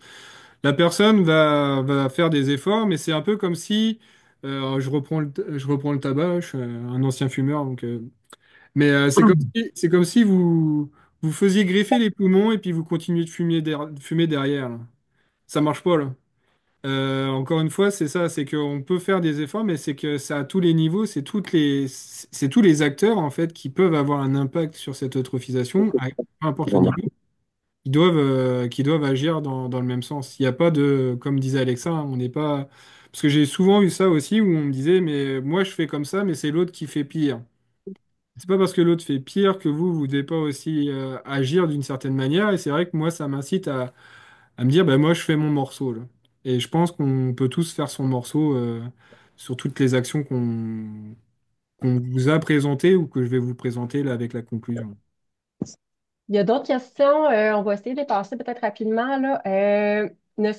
Ici, ne serait-il pas justifié d'échantillonner l'oxygène dissous en période hivernale, alors que les lacs ne sont pas en brassage, et de documenter l'ampleur de la zone anoxique? Donc, de faire plusieurs échantillons par rapport à la surface totale du lac. Alors ça, c'est très pertinent Mm, comme question. On aimerait faire ça, mais mm, après, là où est-ce que nous, la réalité de notre travail, c'est qu'après, à un moment donné, nous, on va avoir un petit souci qui s'appelle le financement. C'est-à-dire que dans l'idéal, je vous avouerai que moi, le lac, j'irai tous les jours et je ferai des mesures tous les jours et je regarderai son état de santé à tous les jours. Mais on a aussi cette réalité financière, donc à un moment donné, nous, on a monté ce projet-là en optimisant en fait la subvention qu'on a eue pour le faire, le réaliser, en essayant de cibler les choses les plus pertinentes rapidement. Mais bien évidemment, ça reste de l'échantillonnage. Et on n'a fait que 3 passages et on n'a pas fait l'hiver. Et l'hiver sous le lac, il doit s'en passer des affaires, là. Moi, c'est sûr, là, on peut avoir même une anoxie hivernale parce que c'est pas parce qu'on est en hiver que, en hiver, il n'y a pas de production organique. Donc on peut même, cette anoxie qu'on voit sur le Grand Lac Malobèze, on peut même potentiellement l'observer aussi en hiver. Donc vous avez tout à fait raison sur cet échantillonnage qu'il faudrait mettre en place aussi dans ces périodes-là, là. mm. Mais comme tu l'as dit, effectivement, avec la réalité de notre financement actuellement, ça ne sera pas possible de le faire, mais éventuellement, il faudrait penser à une façon de prolonger les échantillonnages ou du moins de les faire peut-être sur 2, 3 ans pour avoir vraiment un portrait C'est ça. plus global de la santé des lacs. Effectivement, c'est vraiment comme une capture d'écran qu'on vous fait cette année. On a fait 3 échantillonnages, mais l'idée, ça serait, dans l'idéal, de poursuivre ça. Autre question. Vu de la rive sud du Grand Lac Malobès, les terres agricoles semblent quand même bornées par de bonnes bandes forestières. Est-ce que c'est suffisant? Alors, les bandes forestières vont limiter, oui, en effet, dans ce secteur-là, en tout cas. Donc, j'ai pas la carte sous les yeux, mais je vais plus répondre à la question en disant est-ce que les bandes forestières peuvent jouer le rôle de captant, on va dire? Donc oui, ça va jouer un rôle de captant, mais après, tout dépend aussi de la topographie, de cette pente qu'il peut y avoir, et aussi si jamais cette zone forestière va être coupée ou pas. Là, on va avoir un relargage, en fait. Le fait de bûcher des zones forestières, par exemple, vont avoir aussi un impact d'apport en nutriments important dans le lac. Et on connaît des lacs où une coupe forestière en amont du lac a fait remettre une charge importante de phosphore et d'azote dans le lac quelque temps après la coupe forestière. Donc oui, la zone forestière va aider, mais à savoir après, c'est d'évaluer est-ce que c'est suffisant. Je pense qu'il y a aussi les habitats naturels qui vont aider, mais il y a aussi nous, nos gestes, nous, en tant que riverains, notamment avec les fosses septiques, avec la navigation, avec tous ces paramètres-là, en fait, l'eutrophisation, c'est pas juste de mettre de l'azote et du phosphore dans un plan d'eau. C'est pas juste ça. C'est une multitude de facteurs qui font qu'on arrive à ce résultat-là. Donc je pense qu'on peut agir sur pas mal de facteurs autres que des facteurs naturels qui sont déjà présents. Ouais. Autre question, là, je pense qu'après ça, mon Dieu, il y en a encore quelques-unes. Je vais essayer de les passer rapidement, puis après ça, je pense qu'on va comme terminer la présentation avec les pistes de solutions, etc. Oui, Puis quitte à revenir sur les questions, là, je pense que bien sûr. je vais en passer deux autres, puis après ça, j'ai garderai en mémoire. Après, il y en Euh, a peut-être dans la conclusion, là, tu sais, des réponses. ouais, tout à fait. Il y a un monsieur ici qui demande, monsieur Coulombe qui demande, j'ai constaté que des gens ont détruit le barrage à Castor à la décharge du lac. Cette année, le lac, au mois de juin, était deux pieds plus bas. Euh, Est-ce que des mesures seront prises pour rétablir le niveau normal du lac? Ça, je pense que du côté de l'OBV, puis Julien, je pense que, en tout cas, je ne sais pas si c'est la réponse, là, mais nous, je pense qu'on n'est pas au courant là, au niveau des mesures qui seront prises pour rétablir le niveau normal du lac. Éventuellement, on va travailler après Noël plus avec la municipalité aussi pour savoir s'il y a des actions qui ont été prises à ce niveau-là, etc. Mais je ne suis pas au courant actuellement s'il y a des mesures qui vont être prises pour rétablir le niveau d'eau du lac. Euh, Ensuite de ça, dernière question. Après ça, on va les garder en banque pour tantôt. Comme la source du Grand Lac Malobès n'est pas grosse comparativement à la rivière Sud-Ouest, est-ce que ça se peut d'avoir une coïncidence sur la qualité de l'eau? La charge à la hauteur de mes terres est une... Attends un petit peu. Dans le fond, ça dit que, si je comprends bien, je suis pas sûre, attends un petit peu. Si je comprends bien, ça dit que dans le fond, la, dans le fond, je pense que c'est voyons, le tributaire qui alimente le Grand Lac Malobès passe dans un espèce de milieu humide où il y aurait des eaux mortes, présence de castors, etc. Donc, on se demande si ça pourrait influencer la qualité d'eau du lac, si j'ai bien compris la question.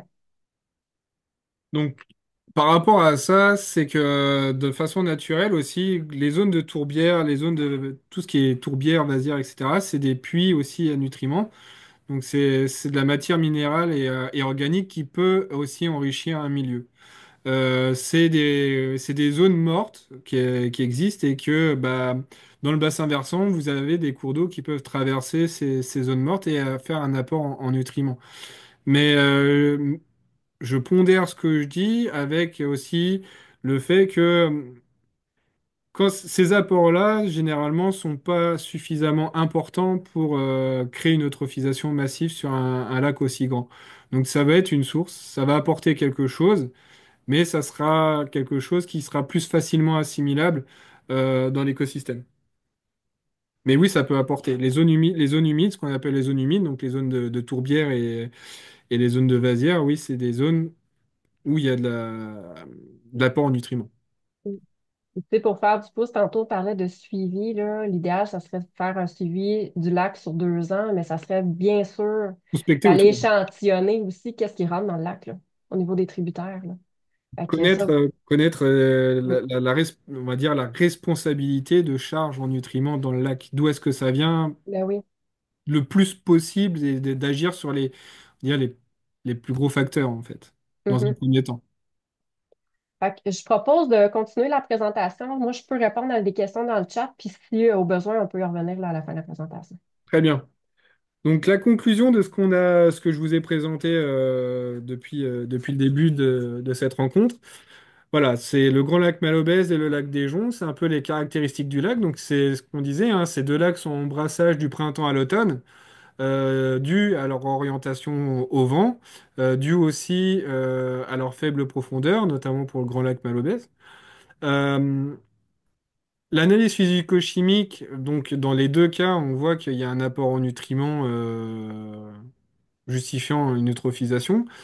Dans le cas du lac Malobès, cette eutrophisation, elle est quand même beaucoup plus importante, hein. On a même l'observation de l'anoxie, donc je rappelle que c'est une absence d'oxygène dans la colonne d'eau, donc il n'y a plus d'oxygène dissous dans l'eau, donc la vie aquatique ne peut pas perdurer dans cette situation-là. Dans le lac des Joncs, là, on va avoir du phosphore et de l'azote.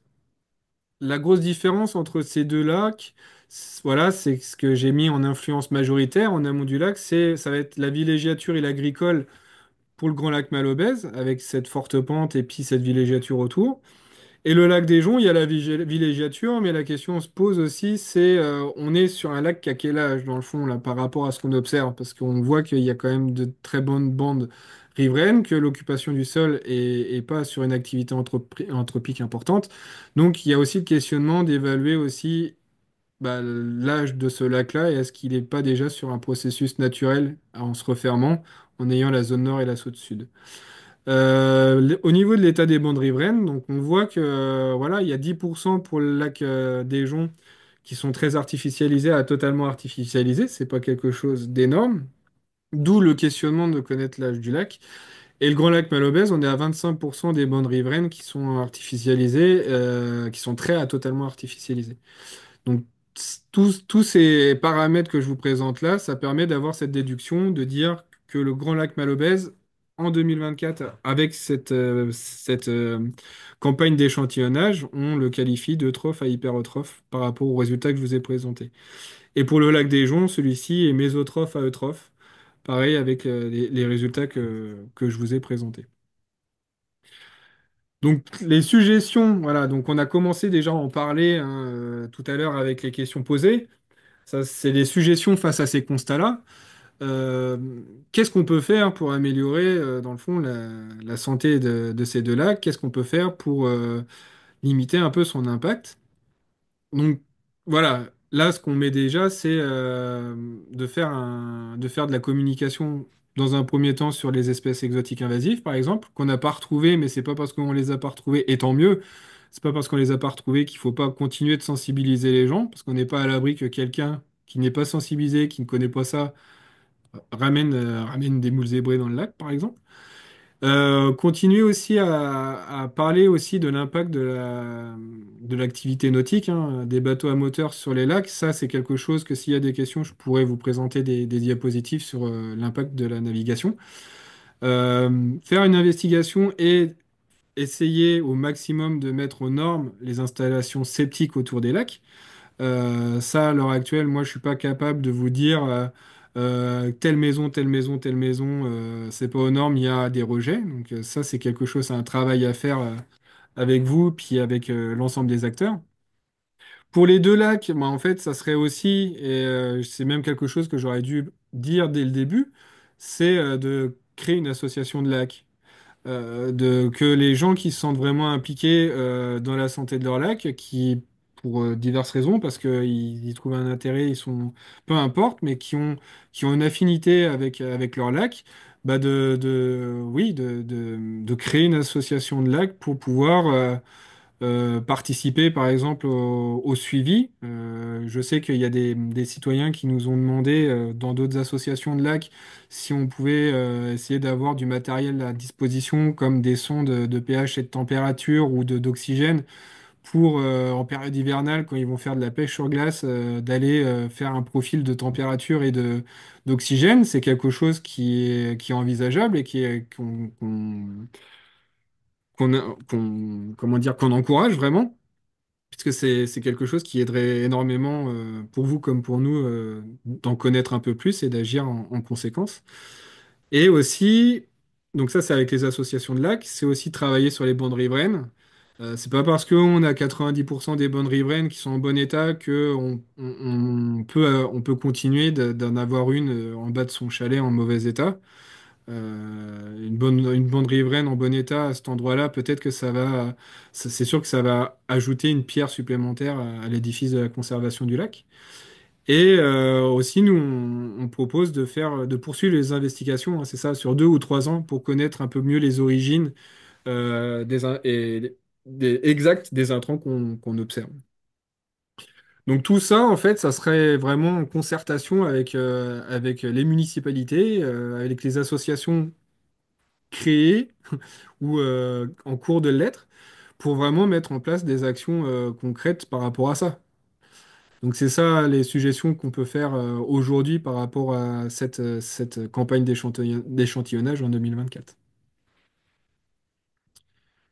Donc voilà, donc la qualité de l'eau des lacs, c'est l'affaire de tous. C'est pas juste, comme on le disait tout à l'heure, c'est pas juste un responsable qui fait que peu importe le responsable qui est à l'origine de ce phénomène-là. C'est vraiment multifactoriel, ça touche tout le monde et tout le monde a un impact à son échelle. Je vous remercie beaucoup pour votre écoute. Et on peut continuer sur les questions qui, je pense, continuent d'arriver. Moi, je ferais peut-être du pouce sur la prochaine étape. Tu en avais parlé dans la présentation, là, les plans d'action. Oui. Les plans d'action qui vont venir après Noël, dans le fond, l'idée, ça va vraiment être de travailler avec les municipalités puis avec les riverains intéressés. C'est sûr que pour vos deux lacs, le Grand Lac Malobèze et le Lac des Joncs, vous n'avez pas d'association de lacs, donc nécessairement, ça serait dans une recommandation numéro un, là. Mm, mm, Mais mm. éventuellement, oui, il va pouvoir y avoir, comme Julien le disait, de travailler sur la mise aux normes des installations septiques, euh, refaire certaines bandes riveraines, etc. Pour faire du pouce sur les installations septiques, c'est intéressant parce que les municipalités peuvent aider aussi les riverains à mettre aux normes les installations septiques en appliquant sur un programme pour aider justement, en tout cas, c'est mis finalement c'est un remboursement au compte de taxes qui aide les riverains sur une période, mettons, de 20 ans à rembourser la réfection des installations septiques. Donc, c'est intéressant. Fait que c'est pour ça aussi qu'on veut s'en aller vers un plan d'action pour travailler avec tous les acteurs autour des lacs. Donc, c'était mon petit ajout. Est-ce que vous avez d'autres questions? Là, j'ai répondu à une question, on peut peut-être en revenir, là. Euh, ça avait été posé comme question. Est-ce qu'on avait retrouvé, par exemple, du myriophylle haipi au lac Marlobèze? Puis, est-ce que le fauchage pourrait être une avenue pour tous les herbiers aquatiques? Là-dessus, ben, Julien, qu'est-ce que t'en dis? Qu'est-ce que tu dirais de ça? Puis, dans le fond, moi, je peux renchérir, là. J'ai aussi mis une réponse dans le chat. Alors, je sais que concernant le fauchage, ça, je sais que j'ai déjà entendu parler de ça, j'ai déjà vu des secteurs où ils le faisaient. Bon, vous l'avez compris avec mon accent, en Europe, il y a des secteurs où ils le faisaient. Il y avait des lacs, des lacs et des étangs où ils ont fait du fauchage. Ça, à ma connaissance, ça n'a pas donné des résultats vraiment probants. Même des fois, ça a accentué le problème. Parce qu'en fait, vous remettez, ça brasse de la particule, ça brasse des morceaux des petits morceaux de végétaux. On a aussi de la matière en suspension qui se mélange là-dedans. Et puis, en fait, il y a aussi quelque chose qui est un peu dommage, mais qui est des fois pas forcément détectable, c'est que ça va aider à la prolifération d'une espèce exotique invasive qui était là, et puis en fait, bah, pouf, vous l'avez fauché, vous l'avez fragmenté, et puis vous en avez disséminé partout sur votre lac. Donc le fauchage, pour moi, c'est pas quelque chose qui est à préconiser. Je pense que on peut déjà limiter les robinets, fermer les robinets pour, dans un premier temps. Le fauchage, pour moi, n'est pas quelque chose qui va être efficace sur un milieu aquatique. On n'est pas du tout sur les mêmes dynamiques, hein. On est sur quelque chose, sur un écosystème en trois dimensions. On est vraiment sur quelque chose qui se stratifie. Enfin, il y a des stratifications, il y a une chimie, il y a beaucoup de paramètres. Euh, Moi, je mettrais une réserve sur l'usage de cette technique, en tout cas.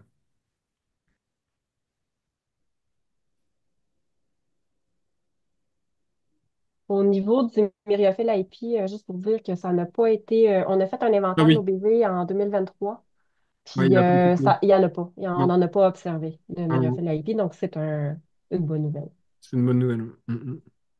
Puis je ferais juste du pouce là, sur la réponse que j'ai donnée. Dans le fond, l'idée, ça serait vraiment de diminuer les intrants vers le lac, donc les sources de nutriments vers le lac. En diminuant ces sources de nutriments vers le lac-là, nécessairement, les herbiers aquatiques, ils n'auront plus de nutriments pour se nourrir, là. Fait que, Ok. on va les voir moins proliférer, là. Tu sais, moi, j'aime bien donner l'exemple de quand vous arrosez votre plante là, avec des engrais, là, la petite poudre bleue là, magique là, qu'on achète un peu partout, là, ben, à ce moment-là, il y a du phosphore et il y a de l'azote là-dedans. Là. Fait que c'est comme si tu sais, vous nourrissez votre plante, mais c'est la même chose pour un lac, en fait. On nourrit notre lac de la même manière qu'on nourrit les plantes aquatiques à ce moment-là. Fait que si on arrête de nourrir, nécessairement, ça va arrêter de croître. Fait que, voilà. Puis vous allez aussi éviter, c'est que vous avez le fait de faire le fauchage, voilà, c'est ce que Alex a dit, vous n'allez pas arrêter l'alimentation. et vous n'allez pas retrouver une communauté végétale stable. C'est que quand vous avez la nourriture qui est limitante, vous allez avoir une compétition avec les organismes dans l'eau et puis vous allez avoir une certaine stabilité. Ça sera chacun chez soi et chacun prendra ce qu'il a besoin.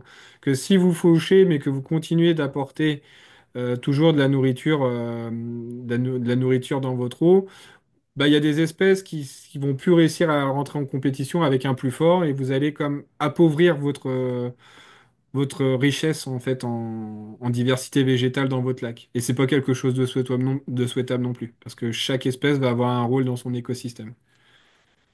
On a une question de Monsieur Benoît Laurent. Bon, en fait, c'est en réaction à cette discussion avec les myriophiles et Ouais, tous ouais. les herbiers qui ont pris vraiment de la place. On peut faire quand même un lien aussi avec le deux pieds d'eau qui manquait dans le lac là, Mm. cette année. Il était peut-être encore plus apparent, mais il y a eu aussi une autre éclosion il y a 2 ou 3 ans, là, où est-ce qu'on ça a été affleurant à la surface du lac, presque sur toute la superficie du lac. Je parlais du faux carrelage parce qu'entre autres, c'est ça fait partie des mesures que le ministère de l'Environnement préconise, le faucardage, le bâchage. Mais Ben, je comprends que dans cette situation-là, c'est pas nécessairement la situation idéale. On le voit plus souvent dans le cas du myriaphile, Ouais. mhm, où est-ce qu'il est pas ouais, posé. Mais à partir du moment où on est tributaire des pentes fortes, disons, du côté nord du lac, de nos tributaires qui rentrent dans le lac, qui traversent des plaines agricoles. Quand on n'a pas le contrôle sur les robinets que vous mentionnez, c'est plus là que je me demande où on peut aller chercher d'autres solutions. Bah, ben, par rapport à ce que vous dites, c'est vrai que le bâchage pour le myriophile, en fait, le constat, il est simple, c'est que est-ce qu'on laisse proliférer cette espèce exotique puis on n'arrive pas à la maîtriser, ou est-ce que on bâche et puis en effet on perd aussi une biodiversité d'algues à côté, mais on éradique aussi une espèce exotique invasive. Donc en fait là c'est deux poids deux mesures et puis on choisit de se dire bon on va quand même mettre cette méthode-là en place au regard d'une espèce exotique envahissante. Là où j'ai de la misère dans notre cas, c'est que la justification, ça serait, j'ai envie de dire, juste de détruire en quelque sorte des espèces qui sont pas exotiques invasives, parce qu'en fait, elles ont énormément de nutriments qui sont apportés. Je pense qu'avant d'arriver à cette solution-là, et qu'on a cette problématique de forte pente, de fosses septiques, de zones agricoles présentes, etc., je pense qu'il y a d'autres portes à ouvrir avant de prendre cette solution-là. Cette solution-là, pour moi, serait envisageable si on a essayé, on aura essayé de fermer les robinets. On a à ouais. peu près la même situation qu'en 2006. On se trouve à peu près dans les mêmes eaux d'eutrophisation du lac. Donc, soit les mesures n'ont pas été prises, soit les mesures n'ont pas été suffisantes pour venir aider à la qualité de l'eau du lac puis de l'intrant des nutriments dans ce lac-là. Et vous Ouais, avez les- souligné, attends, excuse, juste pour dire aussi, vous avez souligné aussi cette diminution d'eau là. C'est que ça, on n'en est pas, ça pour le coup, on n'est pas responsable. Et c'est vrai que cette diminution d'eau qu'on a pu observer là cette année, c'est vrai que ça a eu quand même aussi un impact fort sur la vie des lacs. Donc ça a rajouté encore un caillou dans la chaussure là, cette affaire-là. Là. Moi, j'aurais tendance à faire du pouce aussi, tu sais, une différence un peu dans l'approche entre 2006 et maintenant. Oui, le constat est un lac enrichi. Par contre, la stratégie qu'on aimerait mettre en place cette année est différente parce que là, on voudrait travailler à l'échelle d'un plan d'action pour mobiliser l'ensemble des acteurs et l'ensemble, et travailler sur l'ensemble des sources de nutriments vers le lac. C'est vraiment ça l'objectif. Donc, d'y aller en mode solution et d'impliquer tout le monde, dans le fond. L'autre chose que je voudrais dire, c'est qu'au niveau du bâchage, on voit ça quand c'est vraiment, comme Julien disait, des espèces exotiques envahissantes comme le myriaphile haipi. Au niveau du ministère de l'Environnement, c'est difficile d'avoir des certificats d'autorisation. Il faut vraiment démontrer l'impact sur le milieu. Puis généralement, c'est vraiment quand c'est des espèces exotiques envahissantes. À ma connaissance, je ne penserais pas qu'on ait vu du bâchage pour des espèces euh, je veux dire, indigène. Puis, comme le disait Julien, la stratégie, c'est vraiment de fermer les valves, les robinets, avant d'y aller vers une solution comme ça, qui est extrêmement coûteuse aussi, là. Fait que ça, c'est un facteur à prendre en considération. Tu sais, mettre des bâches, c'est de la plongée, c'est très, très, très coûteux. Faut changer ces bâches-là aussi. Faut, tu sais, fait que c'est quand même un processus très, très, très laborieux. Donc, il faudrait voir aussi la capacité financière de la municipalité, des riverains, etc. Fait que je pense qu'avant d'y aller vers une solution comme celle-ci, oui, on peut quand même la garder en tête, mais je pense que c'est une solution qui serait difficilement accessible dans ce cas-ci. Et puis, on pourrait d'abord commencer par travailler sur les sources, quelque chose qui est accessible à tous. C'est un peu notre stratégie qu'on essaie d'appliquer, là. Vraiment travailler à l'échelle du bassin versant. Là, on parle beaucoup du lac Malobès, mais il ne faut pas oublier non plus le lac des Joncs, qui est quand même dans une situation méso-eutrophe. Donc, il y a un peu les mêmes problématiques là, au niveau de l'installation septique, bande riveraine, tout le secteur végéature aussi, là, fait que c'est quand même aussi à garder en tête. Euh, Est-ce que ça répond quand même à la question? Bon, très bien la question. Ça venait tu sais, je m'attendais à rien d'autre. Ouais. C'est juste dans l'absence de moyens de Mhm. fermer les robinets. Parce qu'on Ouais. constate que la principale source n'est pas nécessairement de la villégiature, même si elle a un impact. Si on travaille Ça, à c'est- l'échelle du bassin, tant mieux. Puis ouais. j'espère que ça va fonctionner. Mais Mhm. L'idée, c'est vraiment de travailler à l'échelle du bassin. Puis, tu sais, l'autre chose aussi à garder en tête, c'est qu'au niveau des installations septiques, là, avec cette étude-là, tout ce qu'on peut vous dire, c'est que on a pris une photo de l'état des lacs. Fait qu'on sait, on a une idée de l'état de santé du lac pour cette année. L'idéal, ça serait de faire un suivi.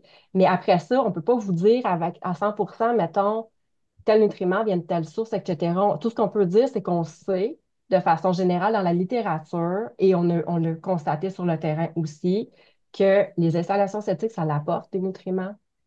Du moment, en fait, que la présence humaine, les engrais sur les terrains, ça apporte des nutriments.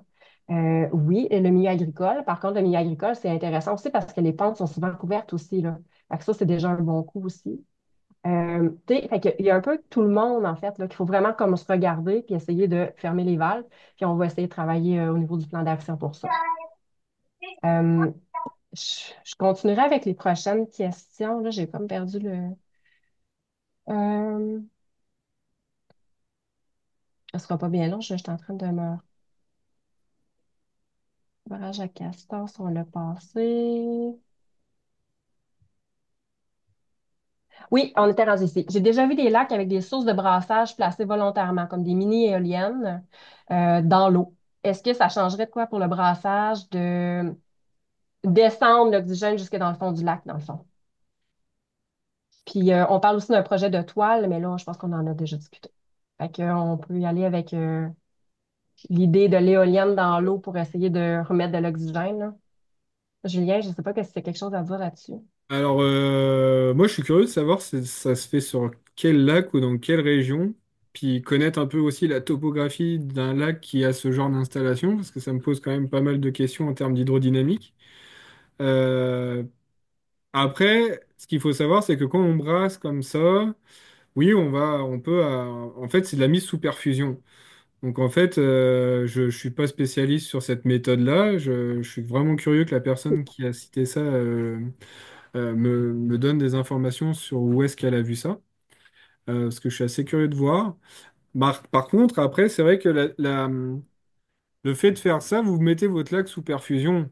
Donc en fait, moi j'appelle ça un peu du jardinage écologique, c'est-à-dire qu'on va, si je suis pragmatique, c'est que on est d'accord que c'est des choses qui coûtent de l'argent, c'est quelque chose à mettre en place. Ben voilà, alors déjà que trouver de l'argent pour faire des suivis, c'est compliqué, mais alors de l'argent pour mettre des ventilateurs sous l'eau ou ce genre d'installation sous l'eau, je me dis, ouais, on aura tout essayé avant d'en arriver à ce niveau-là.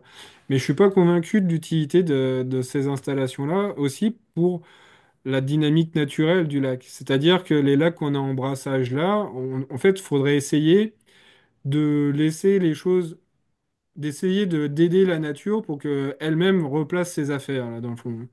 Là, on va encore impacter notre lac avec notre technologie, etc. Mais moi, je suis incapable de vous dire que si on installe ce genre de choses dans un lac, si ça va pas perturber des frayères, si ça va pas perturber une vie aquatique auquel j'ai pas pensé. Peut-être que oui, je vais réoxygéner mon milieu, mais peut-être que je pourrais réoxygéner mon milieu, peut-être en fermant des vannes ou en agissant sur quelque chose qui me semble moins impactant. Donc je suis pas je suis pas convaincu de cette idée-là. Je suis curieux de la voir, vraiment. Ça me ferait vraiment plaisir de voir comment est-ce que c'est mis en place ce genre d'outils, mais en tout cas, c'est pas quelque chose que je pense qu'on recommande, nous, à l'OBV. Parfait. Je passerai à la prochaine question. Quel suivi sera effectué pour la création d'une association pour les deux lacs? Les personnes intéressées peuvent-elles signaler leur intérêt à quelqu'un dès maintenant? Là-dessus, j'aurais tendance. Est-ce que tu veux répondre, Julien, ou tu gères? Bah, je vois Maxime déjà qui présente un intérêt pour ça. Oui, c'est ça. J'ai C'était vu mon. Maryse qui voulait parler, peut-être. Ben, je voulais me proposer, vu que je suis à la municipalité, tu sais, je pourrais recueillir au moins les noms, les adresses courriels des gens intéressés. Là, je ne sais pas comment ça se passe pour monter une association. Vous, est-ce que à l'OBV, est-ce que vous pouvez soutenir Ben, la création, si on veut, de l'association? nous, dans le fond, c'est sûr qu'on accompagne. L'accompagnement est beaucoup dans, on donne les informations de comment y arriver. OK, De mémoire, il me semble qu'on a on a déjà les informations là, recueillies dans un document, etc. Fait qu'en ça, on pourrait parfait. nécessairement vous l'envoyer. Je pense que je te l'enverrai directement, Marie, si ça te convient. Oui, on peut faire comme ça, puis je vais mettre mon adresse courriel dans le chat, comme ça les gens pourront m'envoyer leur nom, puis leur adresse courriel aussi, forcément. Donc C'est voilà. super. Merci. Euh, Autre question, est-ce que parmi les plantes aquatiques retrouvées dans le Grand Lac Malobès, il y avait du myriophylle? Ah non, ça j'ai répondu, je m'excuse, Oui, je suis un peu mêlée. Je pense qu'on arrive vers la fin. Il y a eu beaucoup d'échanges. oui, ouais, oui. Ben, je pense qu'on arrive vers la fin, en fait. Est-ce qu'il y avait d'autres questions que d'autres personnes voulaient poser? Alors moi, j'aurais une question. Je ne sais pas si vous m'entendez. Si, Oui, si, on vous entend bien. OK, moi, j'avais le Levasseur. Je ne fais pas partie du lac Malobès et des Joncs. Moi, je fais partie du lac Calapel, OK. qui est pas loin, c'est un peu plus bas. Lac à la Truite, lac Calapel, de ce coin-là. Le lac Calapel, cette année, c'est Marie-Camille qui est venue faire un peu des tests sur le lac. Oui, c'est vrai, oui. Ouais. Et moi, je participe à ce soir, c'était juste pour voir un peu comment ça se passait. OK. Comme l'Association des lacs, Cyril de la MRC m'en a parlé. Ouais. J'ai eu de la documentation aussi pour les associations de lacs. Mais on est 14 chez nous au lac. Mais on parlait de fermer des robinets tout à l'heure, Monsieur Jean qui disait ça. Hmm. Vas-y. De commencer par fermer des robinets. Ouais. Ben, les robinets, c'est ça. Chez nous, il y en a 5 sur 13. Fait que il y en aurait plusieurs à fermer. Mhm. Fait que c'est un peu ça, tu sais. Puis j'ai participé, j'ai été allé voir avec la municipalité. J'ai eu des barrières tout de suite en arrivant là. Fait que c'est vraiment dur à défoncer ces portes-là. Fait que là, je travaille pour une association de lacs et je vais trouver sur 13, je dois être capable d'en avoir au moins 3, 4. Mais il faudra que je travaille avec eux autres à un moment donné. Mais je ne sais pas comment ça va fonctionner. Un lac, je sais pour les algues, il est beau, mais pour le reste, je fais affaire à test d'eau ce printemps, puis c'est moi qui s'en occupe. Je vais travailler avec Marie-Camille là-dessus. Puis je vais passer par OBV, dans le fond, pour faire le test d'eau. Mhm. Parce que Urba, c'est pas Urba, c'est à Leuzo. On dit de passer par vous parce que c'était un peu moins dispendieux. Alors, Ah, pour les tests d'eau, ça? oui. Je sais pas. C'est moi, je suis pas certaine. Dans Mais moi, OK. le test que Marie-Camille m'avait proposé de faire était plus gros que ce que les autres m'avaient demandé. OK. Moi, j'aurais tendance à vous envoyer vers deux outils là, pour les gens qui veulent suivre aussi la qualité de leur eau. Vous pouvez vous inscrire au réseau de surveillance volontaire des lacs du ministère de l'Environnement. Ça, dans le fond, c'est des inscriptions qui ont lieu à chaque année. Puis c'est vraiment un programme du ministère. Donc, à ce moment-là, vous faites un suivi. Ils vont vous envoyer un disque de séquille pour la transparence de l'eau. Puis ils vont vous faire prendre des échantillons d'eau. Fait que ça, généralement, il y a un petit montant à débourser. Je me souviens plus, là, il me semble que c'est autour de 100 $ par année ou quelque chose comme ça, là.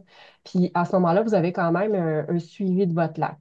Sinon, avec l'OBV aussi, il y a le programme Sentinelle des lacs.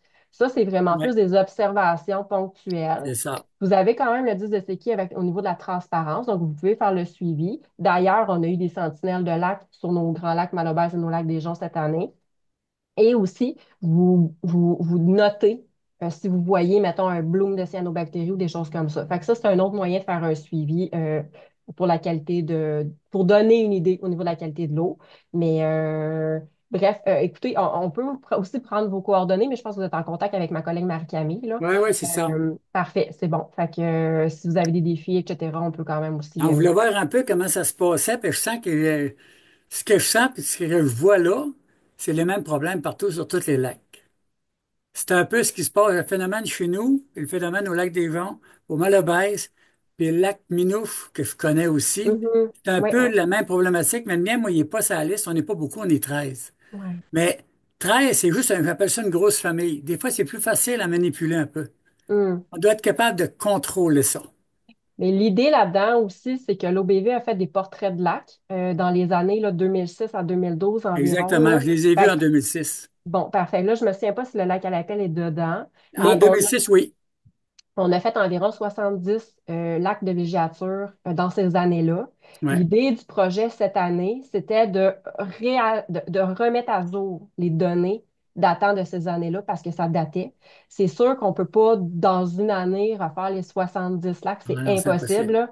Fait que c'est pour ça qu'on en a fait 10, mais là, on ne se le cachera pas, on ne sait pas si on va pouvoir continuer à faire le projet puis acquérir des connaissances, etc. On est un petit peu dans l'attente de financement, justement. Donc, ça aussi, c'est une autre avenue qu'il va falloir envisager. Mais l'idée, ça serait de poursuivre les suivis sur les lacs, effectivement, parce qu'on a quand même aussi des surprises au niveau de leur santé. Parfait. Vous remercie beaucoup. Vraiment bon à suivre. Plaisir. Est-ce qu'il y avait une dernière question?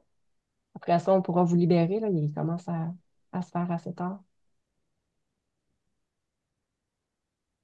Parfait. Donc, s'il n'y a pas d'autres questions, moi, je vous inviterais, dans le fond, à suivre peut-être là, les communications au niveau de la municipalité, communications au niveau de la page Facebook de l'OBV aussi, là, pour l'autre phase qui va être le plan d'action aussi.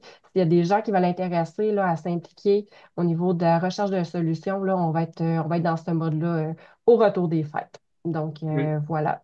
Puis je préciserai aussi là que la présentation que vous avez eue, il y a un rapport aussi qui est rédigé. Donc les personnes qui veulent creuser un peu plus ce qu'on vous a présenté ce soir pour avoir un peu plus de détails sur la méthodologie, sur les valeurs exactes, pourquoi est-ce qu'on vous donne ce résultat-là, il y aura un rapport qui sera accessible sur notre site internet ou pour chaque lac, un rapport reprenant l'intégralité des résultats qui vous ont été présentés ce soir.